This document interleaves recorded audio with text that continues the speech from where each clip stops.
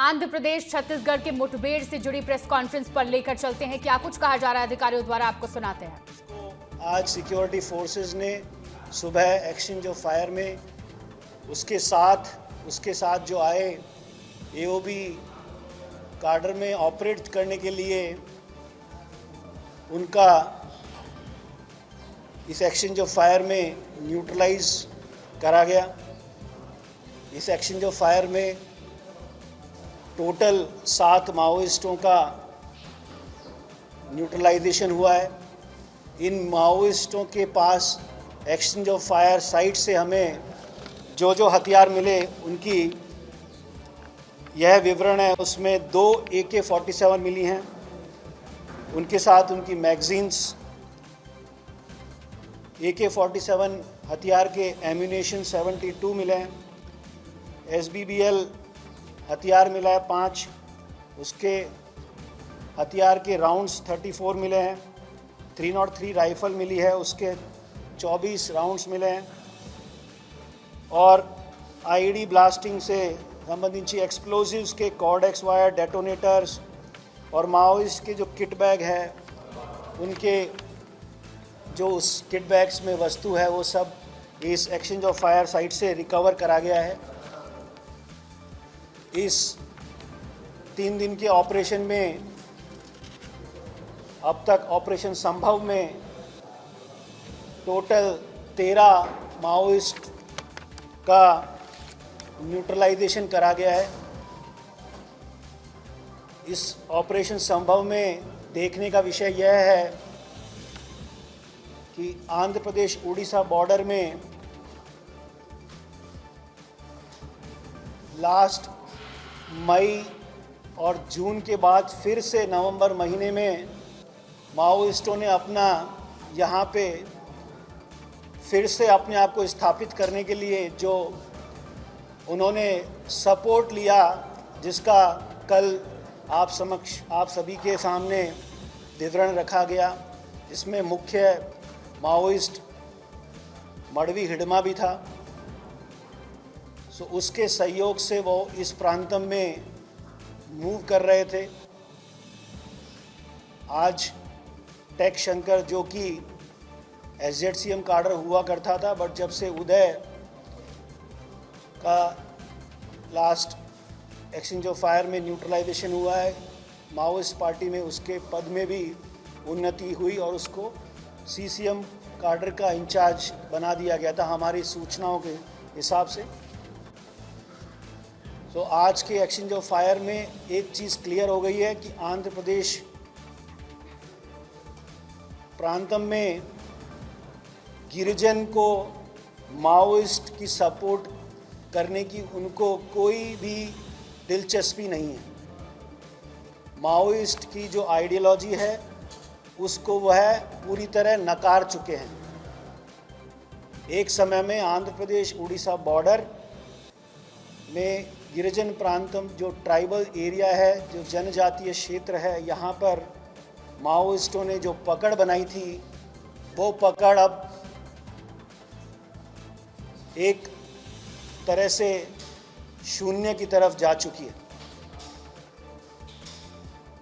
हमें आशा है कि इसी तरह से आंध्र प्रदेश और आंध्र प्रदेश के बॉर्डर एरिया में जो विकास हो रहा है उससे यहाँ की जनजातियों को काफ़ी उत्साह और सपोर्ट मिलेगा, जिससे कि वो अपना विकास एक उनकी इच्छा से कर पाएंगे, न कि एक भय के वातावरण में माओइस्ट लोगों के निगरानी में वह अपना जीवन यापन करेंगे। सो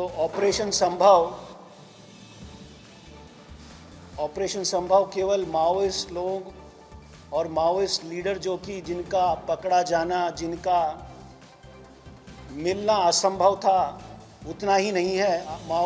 ऑपरेशन संभव इस प्रांत में जो जनजातियां रहती हैं उनके जीवन को भी अच्छा बनाने का एक प्रयास है। धन्यवाद।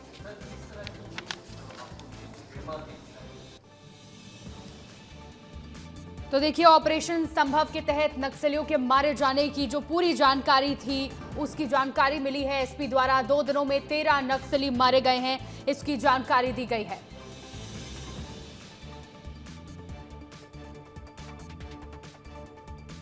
गुट जिस प्रकार से उदय अरुणा के साथ में लास्ट ईयर नवंबर दिसंबर में आंध्र प्रदेश में स्पेशली हाँ एएसआर जिला में जो आया था, फिर से उन्होंने अभी लास्ट 2-3 वीक से एएसआर जिला में आके अपनी गतिविधियां कर रहे थे।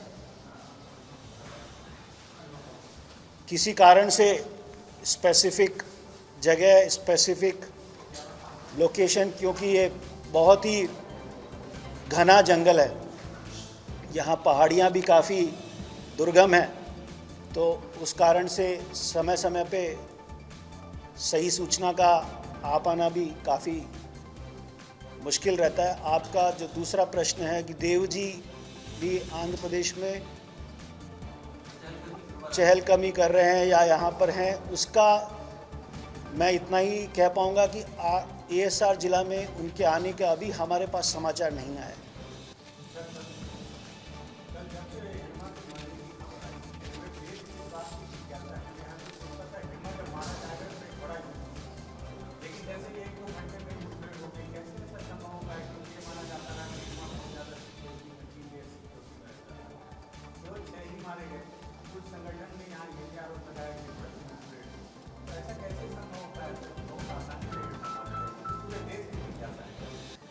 आपका प्रश्न एक जिज्ञासा वाला प्रश्न है, तो उसका मैं ये कहना चाहूँगा कि जब माओइस्ट के ऊपर पुलिस फोर्सेस का पकड़बंदी बहुत ज़्यादा टाइट हो जाती है, तो वह भी अपनी स्ट्रेटजी चेंज करते हैं। बड़े बड़े लीडर्स भी अपनी स्ट्रेटजी चेंज करके यूजी हो जाते हैं। जो बटालियन में होते हैं, उनका रोल माओइस्ट में क्लियरली डिफाइंड होता है। वह अपने मुख्य समूह के साथ में ही अब बाहर निकलते हैं। सो जो आप कह रहे हैं 3 लेयर सिक्योरिटी वो वहाँ रखते हैं जहाँ पे उनको पहले से पता है कि वहाँ पे उनका एक कंफर्टेबल शेल्टर जोन ऑलरेडी स्थापित हो चुका है। इस एरिया में स्पेशली एएसआर जिला में आके इतना वह भ्रमण कर पाए थे कि नहीं कर पाए थे, यह भी एक सोचने का विषय है। अगर 3 लेयर सिक्योरिटी किसी को लगानी है, सो आप देख सकते हैं कि उतना बड़ा क्षेत्र उसके पास में उसके सपोर्ट वाला होना चाहिए। तो यह तो क्लियर है कि इस प्रांत में जो रहने वाली जनजातियां हैं, उनकी सहायता के लिए उनको कोई भी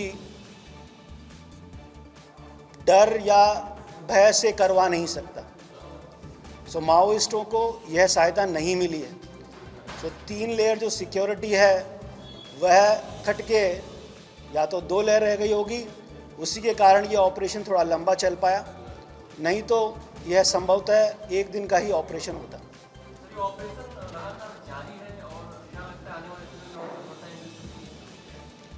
बिल्कुल, आपका जैसे मैंने बोला कि यह ऑपरेशन अभी सिक्योरिटी फोर्सेस फॉरेस्ट में है।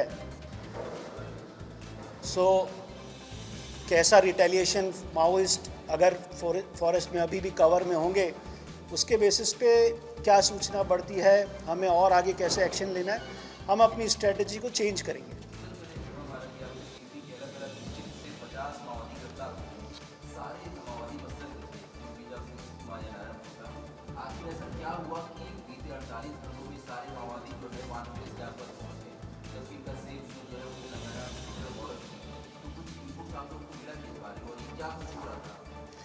मैं आपको इस सवाल का इस तरह से जवाब दूंगा।